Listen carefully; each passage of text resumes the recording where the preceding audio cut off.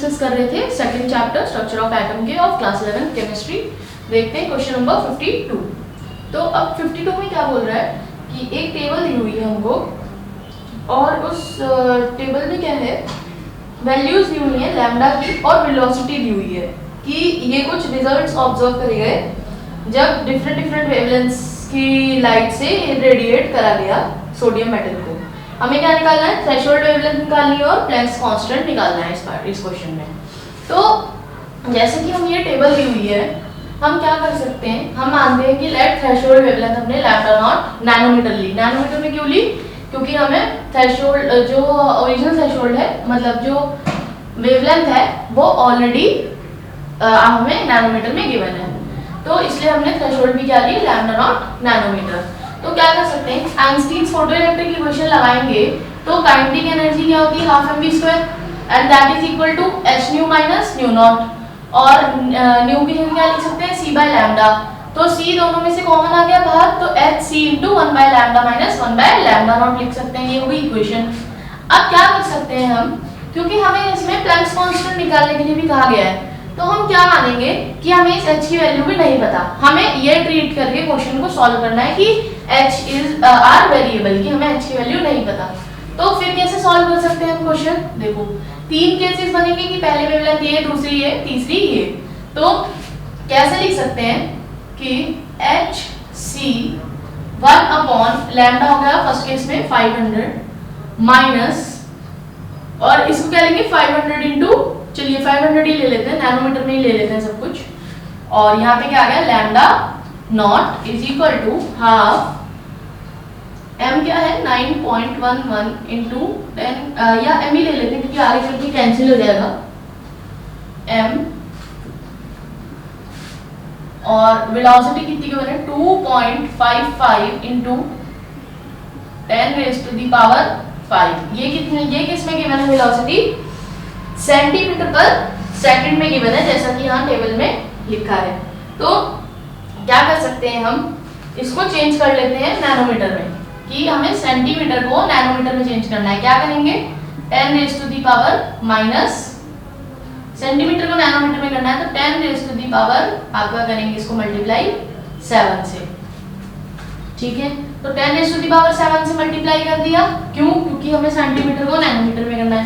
तो पावर कितनी होगी, 10 raise to the power 12 nanometre पर सेकंड में आ गई है वेलोसिटी, इसका स्क्वायर। तो फर्स्ट इक्वेशन ये आई।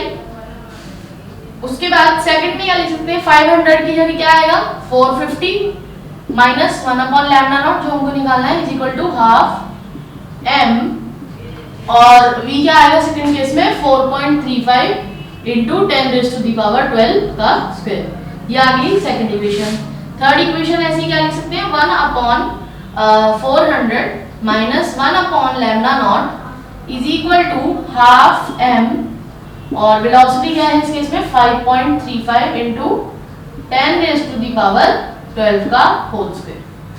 थर्ड इक्वेशन आ गई। अब क्या कर सकते हैं, क्योंकि हमें इस h को कैसे ट्रीट करना है, वेरिएबल, कि हमें h की वैल्यू नहीं पता, तो क्या करेंगे, let us divide equation 3 by equation 1। क्या करेंगे, इस इक्वेशन को, इस पूरी इक्वेशन को किससे डिवाइड कर देंगे, इक्वेशन 1 से, जो कि है हमारी h c 1 upon 500 minus 1 upon lambda naught is equal to half m 2.55 into 10 raise to the power 12 का होल स्क्वायर। डिवाइड कर दिया तो h c से h c कट जाएगा,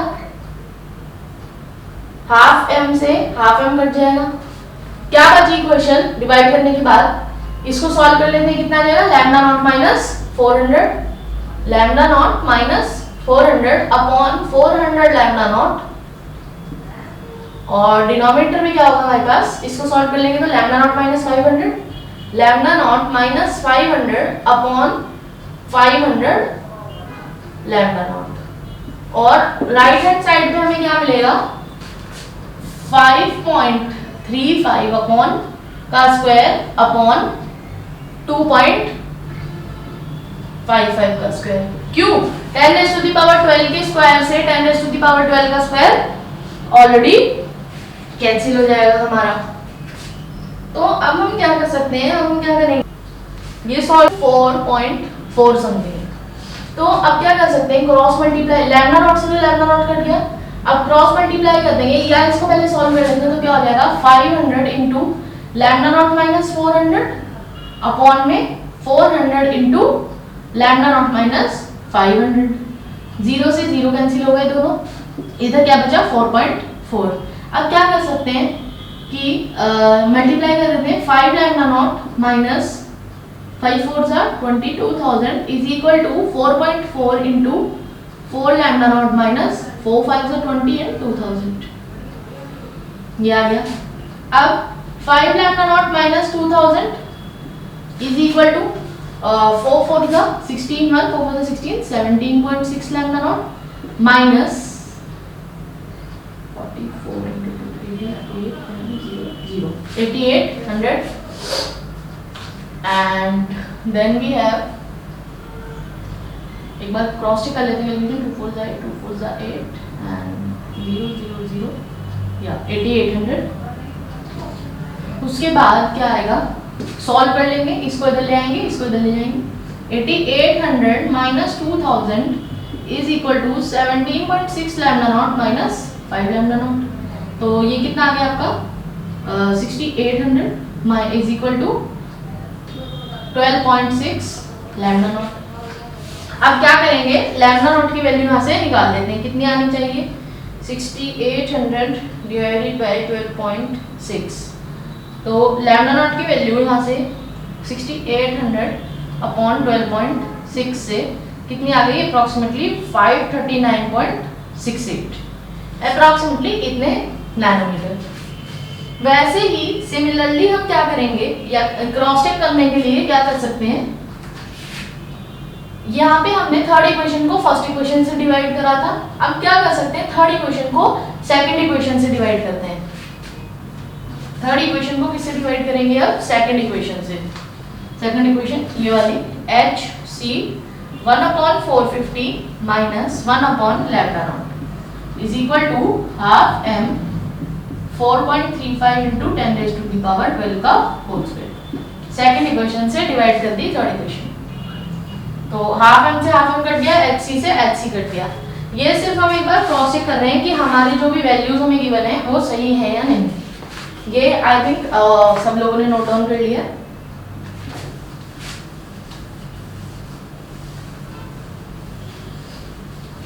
तो अब जब हमने डिवाइड कर दिया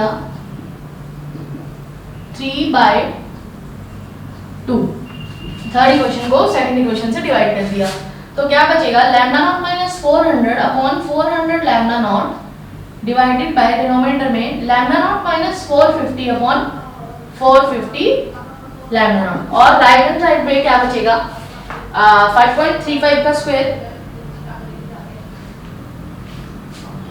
तो ये आ गया 28.6225, और डिनोमिनेटर में क्या आ जाएगा 4.35 का स्क्वायर। क्यों, क्योंकि 10⁻12 का होल स्क्वायर दोनों ऊपर नीचे कैंसिल हो जाएगा। ये कितना आया 18.9225।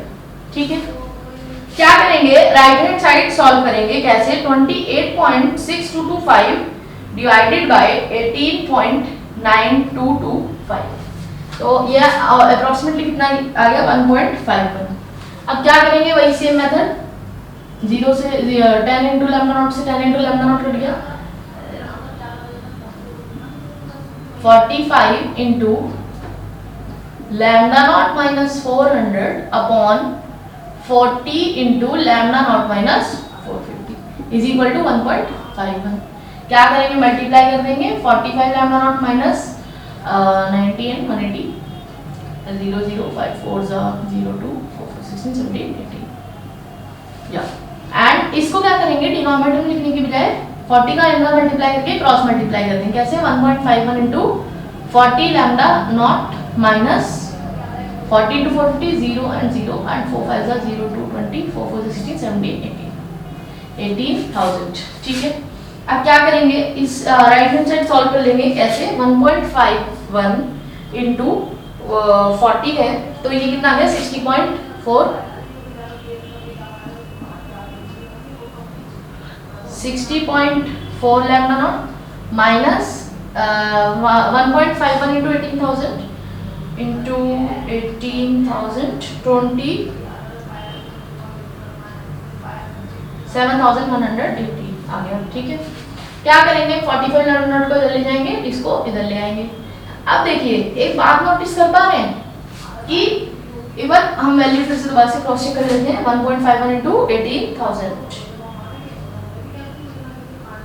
तो ये आ गया 27,180। तो अब एक वैल्यू अब एक चीज देख पा रहे हैं हम क्या कि जब हम इस वैल्यू को इधर लाएंगे तो ये पॉजिटिव हो गई। चेक करते हैं, निकालते हैं लैम्डा नॉट की वैल्यू कैसे।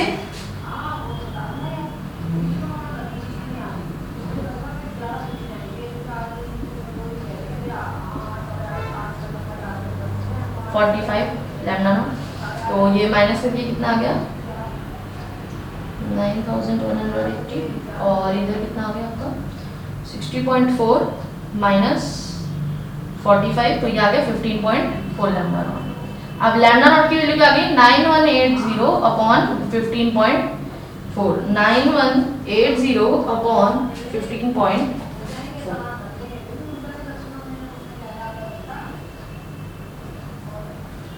अब देखिए एक बार फिर से क्रॉस चेक कर लेते हैं वैल्यू 91 कैलकुलेटर से ताकि क्रॉस चेक हो जाए 9180 डिवाइडेड बाय 15.4। देखिए तो यहाँ से लैम्डा नॉट कितने हैं 596.10 और एक्चुअल में। और जब हम क्या करेंगे आपको ये सिर्फ एक्सप्लेन करने के लिए है आप लोगों को ताकि आपको एक क्लैरिटी मिल जाए।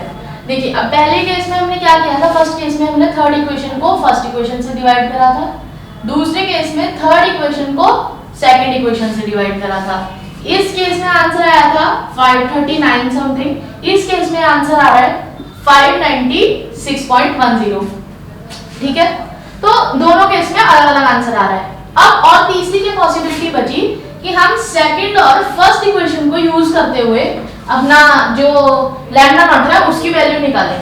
देखिए मैंने क्या कहा, I hope you all have noted this.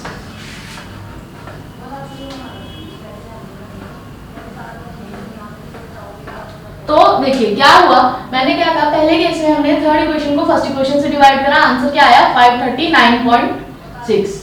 Second case में थर्ड इक्वेशन को सेकंड इक्वेशन से डिवाइड करा, आंसर क्या आ गया 596.1। अब मैंने वो क्या बोला कि आप ऐसा करके देखो कि सेकंड इक्वेशन को फर्स्ट इक्वेशन से डिवाइड करो और आंसर निकालो। तो जब सेकंड इक्वेशन को फर्स्ट इक्वेशन से आप डिवाइड करके आंसर निकालेंगे लैम्डा नॉट, तो लैम्डा नॉट की वैल्यू आएगी 540।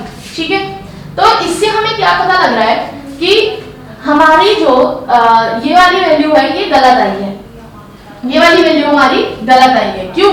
क्योंकि अगर एक ही मेटल पे अगर इरेडिएट हो रही हैं तीनों वेवलेंथ्स और तीन वेलोसिटी मिल रही हैं, तो एक मेटल की एक ही तो थ्रेशोल्ड वेवलेंथ होगी, दो थोड़ी ना हो सकती है। और दो हमारे आंसर सेम आ रहे हैं, एक ये और एक ये। ठीक है, तो इससे हम क्या देख रहे हैं कि one of our observations is wrong. सबसे पहली बात ये कि पहला आंसर तो हमने निकाल लिया, फर्स्ट पार्ट का आंसर तो हमने निकाल लिया। क्या इस इक्वेशन से आप निकालेंगे फर्स्ट आंसर, फर्स्ट क्योंकि दूसरी इक्वेशन से भी आ रहा है।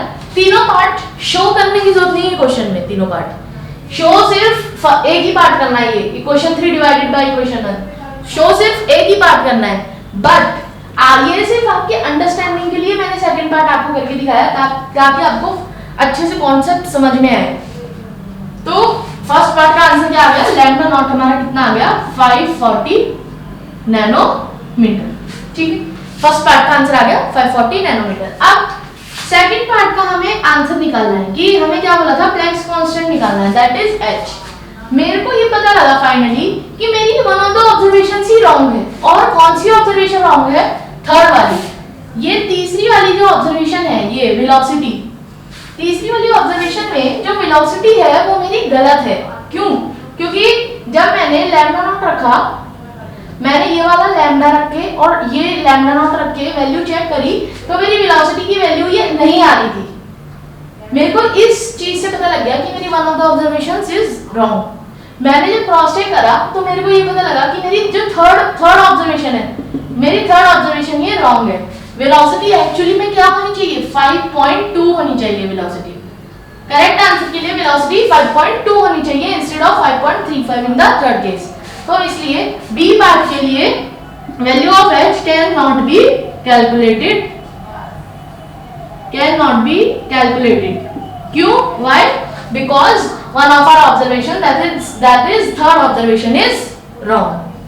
ठीक है, ये थोड़ा डिफरेंट क्वेश्चन है। ऐसे क्वेश्चंस आपको जनरली ऐसा नहीं होगा कि ये वैल्यू गलत हो, एनसीईआरटी में गिवन है, अब इसलिए हम डिस्कस कर रहे हैं। बट ऐसे क्वेश्चन जनरली आते नहीं जिसमें वैल्यू ही गलत दी हो ऑब्जर्वेशन की। आपको क्वेश्चन कैसा मिलेगा, ऐसा मिलेगा कि आपको सॉल्व करनी है, 3 इक्वेशंस बन रही है, सॉल्व करनी है, वैल्यू लैम्डा नॉट निकालना है। ऐसे केस कहीं पे नहीं मिलेगा कि ये वैल्यू गलत है। बहुत रेयरली आते हैं ऐसे क्वेश्चंस, बट क्योंकि एनसीईआरटी में है तो पता होना चाहिए कैसे करना है। क्वेश्चन नंबर 53 देखें, 53 देखें क्या बोल रहा है 53 में हमें। 53 में बोल रहा है ejection of photo electrons from the silver metal in the photoelectric effect experiment.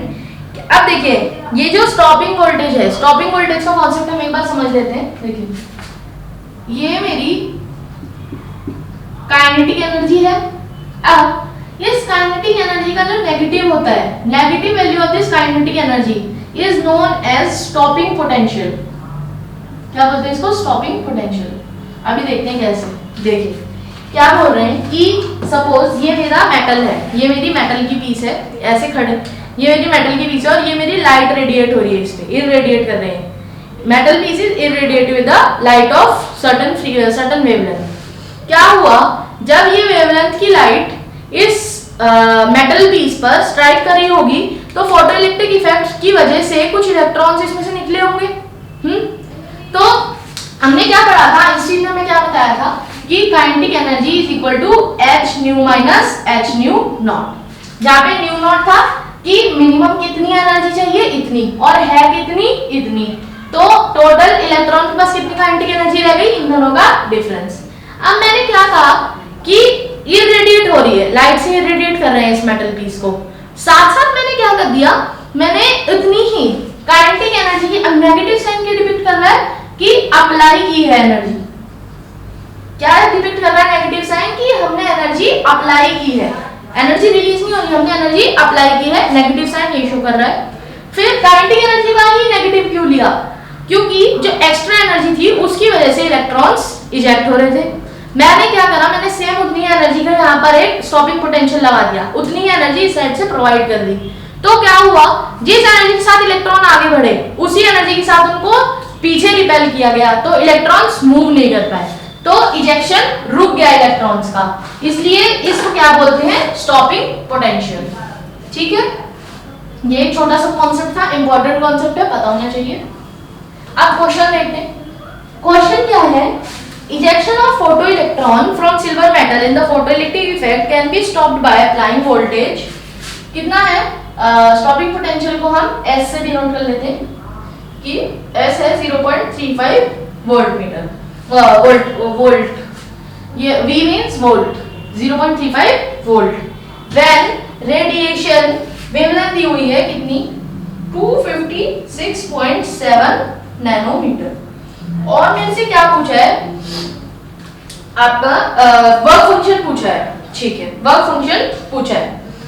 देखिए क्या बोला है कि इतनी वेवलेंथ की लाइट जब स्ट्राइक हो रही है मेटल पीस पर और इतना उसका स्टॉपिंग पोटेंशियल है, तो मेरे को ये बताना है उस मेटल का वर्क फंक्शन क्या है।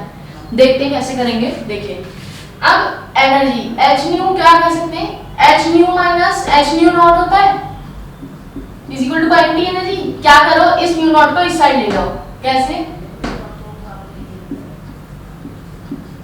h न्यू नॉट, तो work function plus kinetic energy, ये हो गया मेरा वर्क फंक्शन।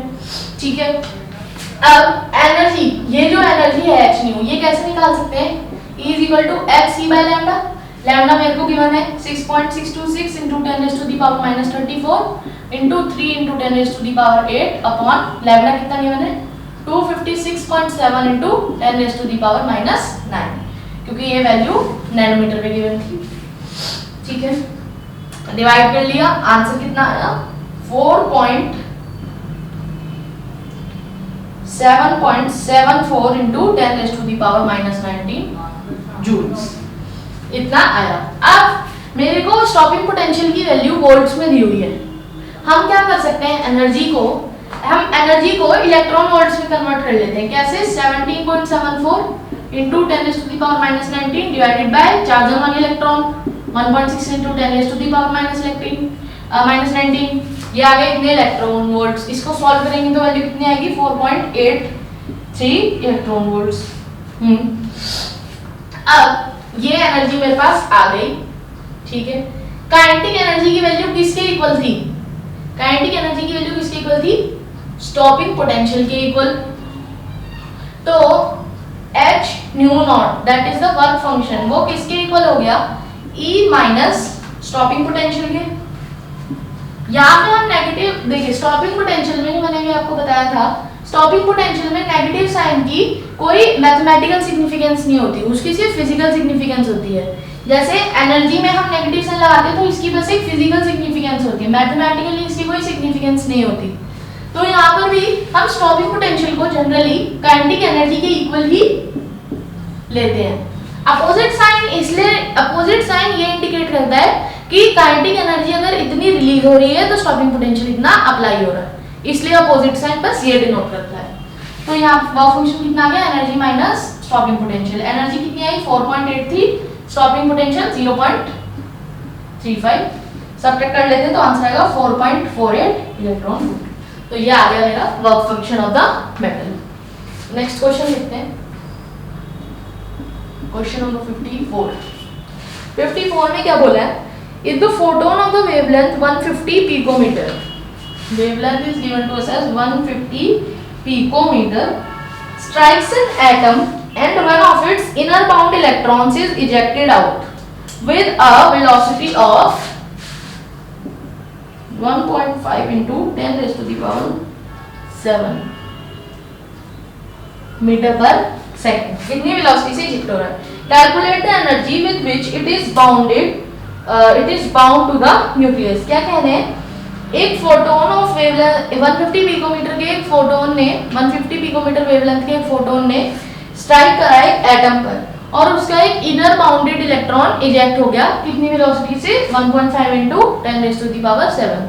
हमें ये बताना है कि किस एनर्जी से वो बाउंडेड था टू द न्यूक्लियस।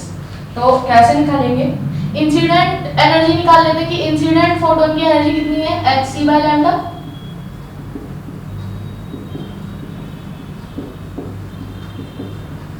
और लैम्डा अपना मीटर में लिखना है 150 into 10⁻⁻12। तो आंसर क्या आएगा, सॉल्व करेंगे तो E की वैल्यू आ जाएगी 13.25 into 10⁻⁻16 जूल्स।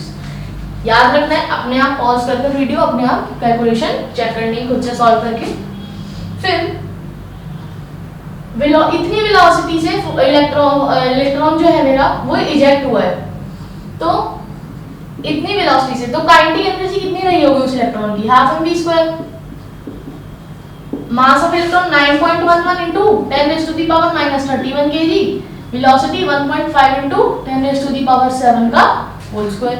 इसको सॉल्व करेंगे तो काइनेटिक एनर्जी कितनी आ जाएगी 1.025 into 10⁻⁻16 जूल। अब समझो हमें क्या निकालना था, वो एनर्जी निकालनी थी जिस एनर्जी से जो मेरा इलेक्ट्रॉन है वो न्यूक्लियस से बाउंडेड था। यानी कि मेरे को क्या निकालना है, थ्रेशोल्ड एनर्जी निकालनी है। क्यों, क्योंकि ये अगर मेरा न्यूक्लियस है, ये इलेक्ट्रॉन है, ये मिनिमम एनर्जी जो चाहिए इस बॉन्ड को तोड़ने के लिए वही मेरी थ्रेशोल्ड एनर्जी थी, और जितनी एनर्जी इस बॉन्ड को तोड़ने के लिए चाहिए होगी यानी कि इतनी ही एनर्जी इस बॉन्ड में है।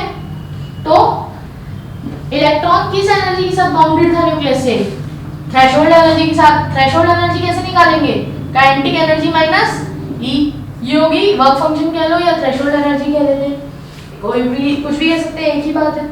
कितना आ जाएगा 5 या यहाँ पे 5 के लिए क्या लिखेंगे, energy with which electron is bound to the nucleus कितनी आएगी 1.025 into 10⁻⁻16 माइनस 1.025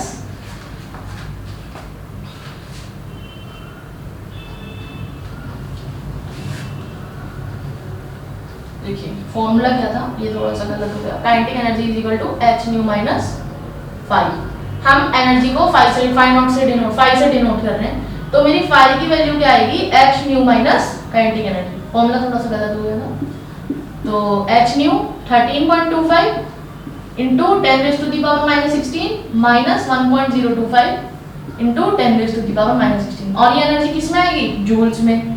कितनी आ गई है, 12.225 इंटू 10⁻⁻16 जूल्स। अब अगर इसको इलेक्ट्रॉन वोल्ट में कन्वर्ट करना है तो क्या करेंगे, चार्ज ऑन वन इलेक्ट्रॉन से डिवाइड कर देंगे, divided by E, charge on one electron. तो इलेक्ट्रॉन वोल्ट में वैल्यू कितनी आएगी, 7.63 इंटू 10⁻³ इलेक्ट्रॉन वोल्ट। कितनी वैल्यू आ जाएगी इलेक्ट्रॉन वोल्ट्स में इसकी।